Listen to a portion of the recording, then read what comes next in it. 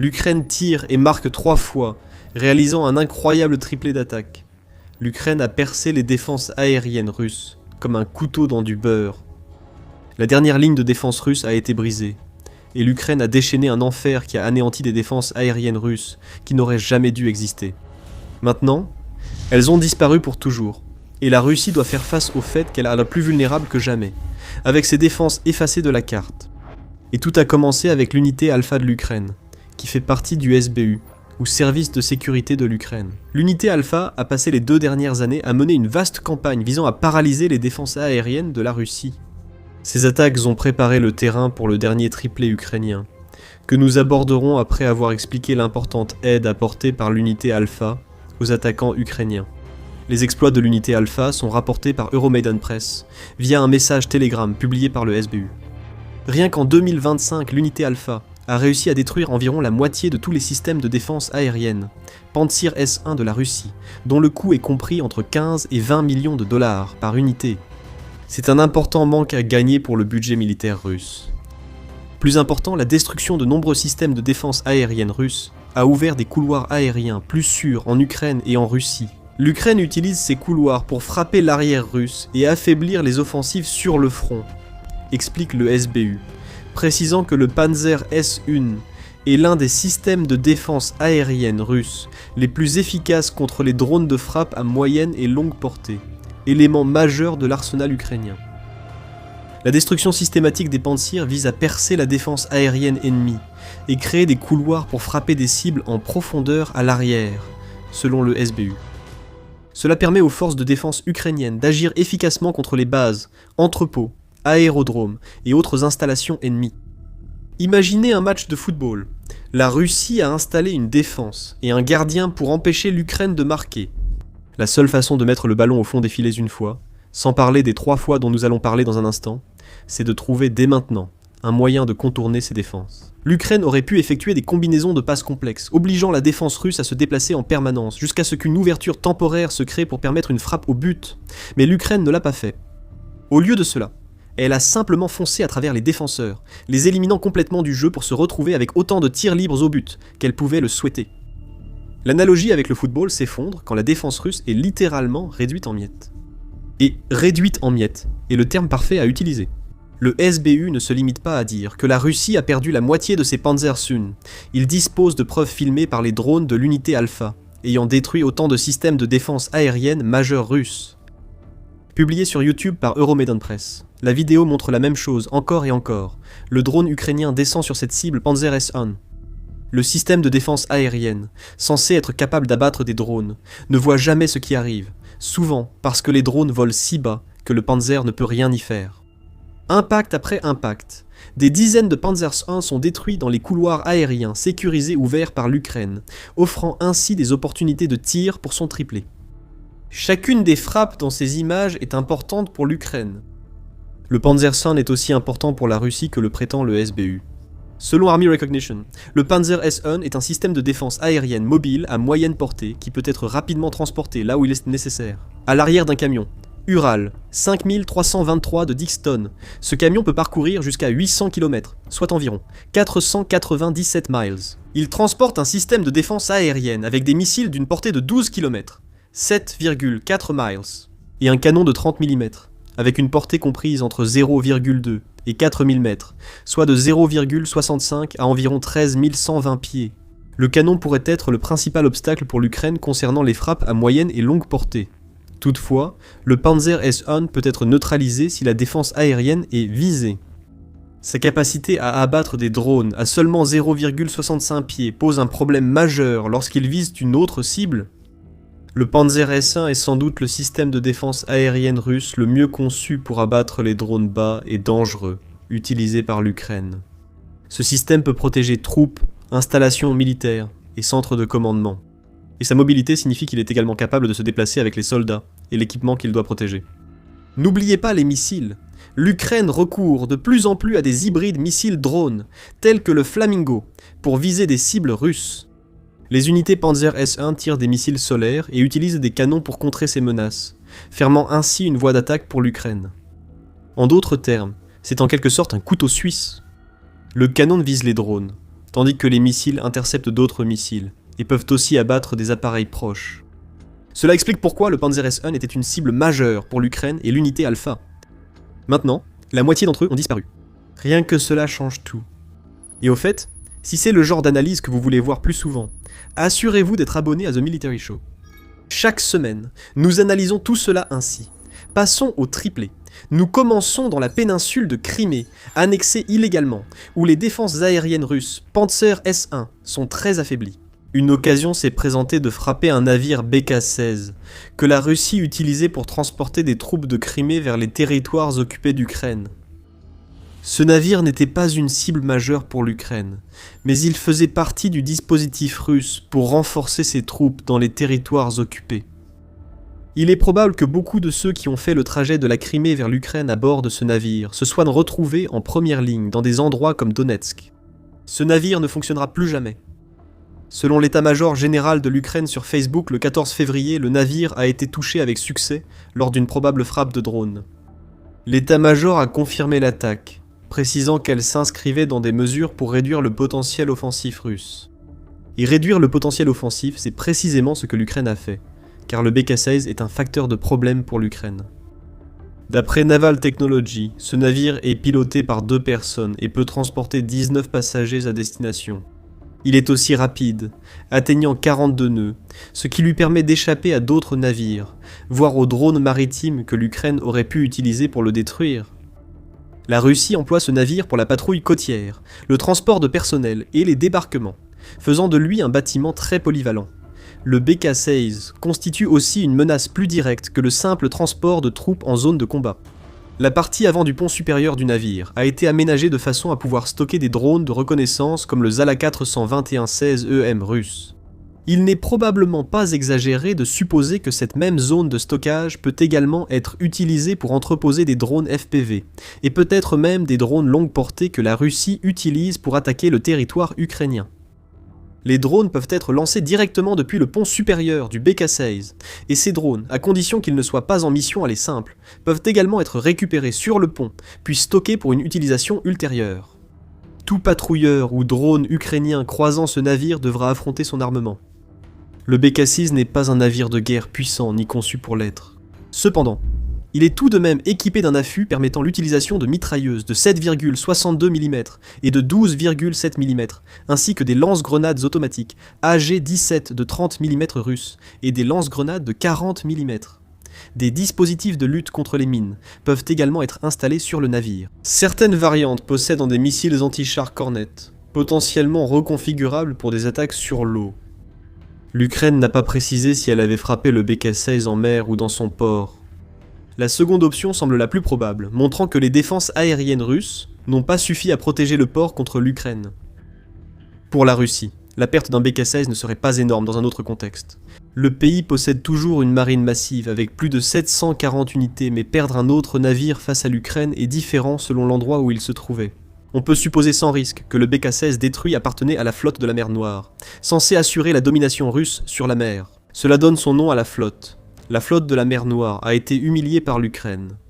Les opérations navales ukrainiennes, utilisant surtout drones et missiles, ont tellement réduit la flotte de la mer Noire qu'elle est presque insignifiante dans la guerre. La plupart des navires de la flotte sont maintenant piégés dans les ports de Novorossiysk, parce qu'il est trop dangereux pour eux d'essayer de projeter une quelconque puissance en mer Noire. Ceux qui essaient deviennent des cibles pour drones et missiles. En février 2025, la Russie avait perdu au moins 24 navires de guerre, soit environ un tiers de sa flotte. Elle ne peut pas remplacer ces navires. La Turquie interdit le passage de navires de guerre par le Bosphore et les Dardanelles, qu'elle contrôle. Chaque navire perdu dans la flotte de la mer Noire l'affaiblit. La seule puissance navale significative que la Russie pouvait opposer à l'Ukraine, rendant pratiquement inutiles les quelques 700 autres unités de la marine russe. Désormais, un BK-16 s'est ajouté à la liste des pertes de la flotte de la mer Noire, et le premier but du triplé de l'Ukraine a été marqué, le doublé arrivait, tout comme le but final qui a scellé la partie. Nous évoquerons la dernière frappe dans un instant. Et la deuxième, l'Ukraine a profité du manque de Panzer S-1 russe pour frapper une cible devenue essentielle pour sa stratégie à long terme, un terminal pétrolier. Nous nous rendons pour cette frappe à Volga, dans la région de Krasnodar Krai, en Russie. Près de cette localité se trouve le terminal pétrolier Tamenev-Tegaz, qui est devenu une cible pour l'Ukraine le 15 février selon Euromaidan Press. C'est alors que l'état-major ukrainien s'est exprimé sur Telegram pour expliquer les actions de son armée. Les dégâts au terminal pétrolier Tamenev-Tegaz près de Volga, dans le territoire de Krasnodar, Russie, ont été confirmés. Un incendie a été signalé sur le territoire de l'installation, a rapporté l'état-major général. Nous ne savons pas grand-chose sur la frappe au-delà de ce que l'état-major général a partagé cependant. Nous savons cela. L'ampleur totale des dégâts était en cours d'évaluation au moment de la publication du message sur Telegram. Le terminal pétrolier frappé par l'Ukraine est situé près du détroit de Kertch, à l'est de la Crimée occupée par la Russie, selon le Kiev Independent. Les drones ukrainiens auraient dû parcourir au moins plusieurs centaines de kilomètres pour atteindre Volga depuis le territoire ukrainien contrôlé le plus proche, Nikopol. Cela souligne l'importance de la destruction de la moitié du stock de Panzer 100 russe. Plus le trajet est long, plus le risque augmente. Mais les drones ukrainiens ont parcouru au moins 325 km, soit 200 miles et peut-être plus, pour atteindre directement un terminal pétrolier russe. Un joli bonus a accompagné la deuxième frappe pour l'Ukraine. L'état-major général l'indique sur Telegram en ajoutant. De plus, le complexe de missiles et de canons anti-aériens Panzer S1 a été touché avec succès dans la région du village de Katcha. Ce village est en Crimée, et vous avez sûrement remarqué le système de défense aérienne touché. Encore un Panzersohn. Avec la situation actuelle de la Russie, la perte de la moitié de ses Panzer S1 deviendra vite celle des 2/3, puis des 3/4. L'Ukraine est clairement en mission pour éliminer cette forme particulière de défense aérienne russe, et elle fait un travail remarquable pour les effacer de la carte. Cela nous mène au dernier coup du triplet.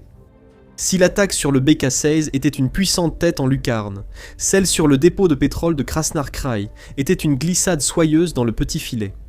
Le dernier but du trio, c'était l'Ukraine marquant, en envoyant le ballon au visage de la Russie, comme une punition pour avoir cru pouvoir jouer comme l'Ukraine. Les frappes 1 et 2 ont visé la Crimée annexée, et le territoire russe. La troisième frappe a vu l'Ukraine viser sa propre terre pour montrer aux occupants russes que l'arrière proche est loin d'être sûr. En réalité, la frappe ressemblait plus à une passe en 1-2 finissant au but, car l'Ukraine visait 2 cibles. Le peu que nous savons provient de Euromaidan Press, qui rapporte que les drones ukrainiens ont frappé l'unité de réparation de l'une des brigades d'artillerie russes dans la localité de Vilna, située dans l'oblast de Donetsk. L'Ukraine a ensuite tourné son attention vers la région occupée de Zaporizhia, où elle a frappé des concentrations de troupes près de la localité de Lyubimivka. Encore une fois, l'ampleur des dégâts causés est toujours en cours d'évaluation. Cependant, c'est le message qui compte le plus ici. Avec autant de Pantsir S1 perdus, la Russie n'est plus en mesure de protéger ce type de concentration vitale de troupes. Par exemple, la destruction par l'Ukraine d'une unité de réparation d'artillerie à Donetsk empêche l'artillerie russe endommagée de tirer. Ce n'est pas comme si l'artillerie russe était en bon état, à la base. Dès le début de 2024, Forbes rapportait que la Russie retirait les canons de ses vieux obusiers pour remplacer les canons usés de ses nouveaux obusiers. On ne peut faire ça longtemps, car les vieux canons vont se dégrader plus vite avec l'âge et la surutilisation.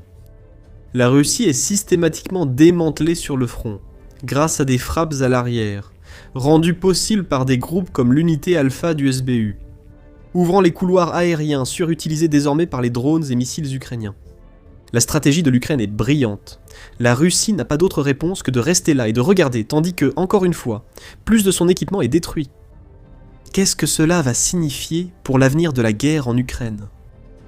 Comme nous l'avons dit plusieurs fois, la destruction d'autant de Panzer 100 russes ouvre ce que Canal 13 appelle des couloirs aveugles dans les airs. Autrement dit, ce sont des zones aériennes hors surveillance russe. C'est l'aspect souvent sous-estimé de la défense aérienne. Oui, les canons et missiles doivent abattre les projectiles entrants, mais les systèmes de défense aérienne ont aussi des radars qui peuvent avertir les troupes au sol, même si la défense échoue. Avant, les soldats russes pouvaient se protéger des drones ukrainiens après alerte, mais désormais ils sont exposés car leurs défenses aériennes et radars sont détruits. Regardez simplement ce qui s'est passé à Zaporizhia. Des concentrations de troupes russes ont été frappées, et cela n'aurait peut-être pas été possible si un Panzer S1 se trouvait dans la zone. Pire encore pour la Russie, la neutralisation de ses défenses aériennes ouvre la voie à des frappes à moyenne portée, ainsi qu'à davantage de frappes à longue portée, auxquelles l'Ukraine s'est consacrée pendant la majeure partie de 2025, prouvant qu'elle peut réussir presque à volonté. Souvenez-vous, le flamant rose s'est envolé. Le drone missile hybride ukrainien permet de frapper au cœur de la Russie, souvent là où les défenses aériennes sont absentes. Mais pour que l'Ukraine puisse utiliser Flamingo à son plein potentiel, elle doit être capable de faire sortir l'arme de l'espace aérien beaucoup plus encombré de l'Ukraine, et de l'amener dans les endroits en Russie qu'elle doit frapper. Les actions du SBU l'ont permis, au moins sur le front du Panzersohn. Il s'agit encore de couloirs aériens sûrs, si l'Ukraine parvient à les maintenir ouverts. Les missiles Flamingo, capables de parcourir 3000 km, peuvent quitter l'Ukraine en toute sécurité et atteindre leurs cibles en Russie. Pour la portée intermédiaire, nous avons vu ce qui se passe à Donetsk et Zaporizhia.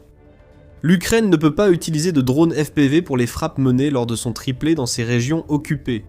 Elle préfère éviter les armes à longue portée comme le Flamand Rose, plus coûteuses et réservées à l'élimination de cibles. En Russie, il a fallu produire des drones de frappe intermédiaires, comme en Ukraine, et Metzer note qu'il pourrait bientôt remplacer les HIMARS et armes similaires. Les défenses aériennes russes écrasées par l'unité Alpha. Les drones de frappe intermédiaires ukrainiens, pilotés comme des drones FPV mais à plus longue portée, vont semer le chaos sur les nœuds militaires russes à l'arrière. Comme les postes de commandement, les unités de drones et, comme vu lors du triplé, les regroupements de troupes pouvant lancer des assauts contre les défenses ukrainiennes. Alors que la Russie affronte ces calamités sur le champ de bataille, un autre problème surgit. Le coût financier énorme infligé par l'unité Alpha. Le SBU n'a seulement pas précisé combien de Pantsir S1 ont été détruits par l'unité Alpha, mais a confirmé qu'environ la moitié ont disparu. En octobre dernier, Militani a rapporté qu'Oryx, qui est un site web d'analyse, avait confirmé la destruction d'au moins 35 Pantsir S1. Ce chiffre inclut uniquement les pertes d'unités vérifiées par des preuves vidéo ou photos.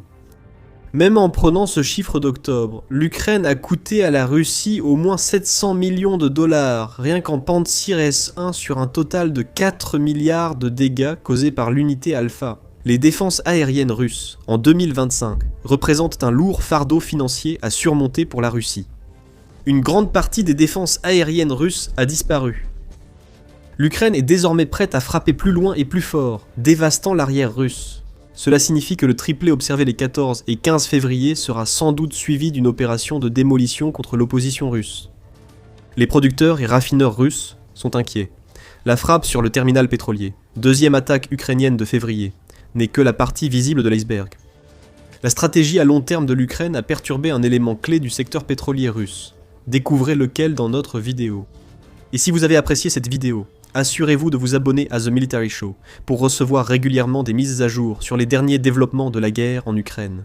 Et merci, comme toujours, de nous avoir regardés.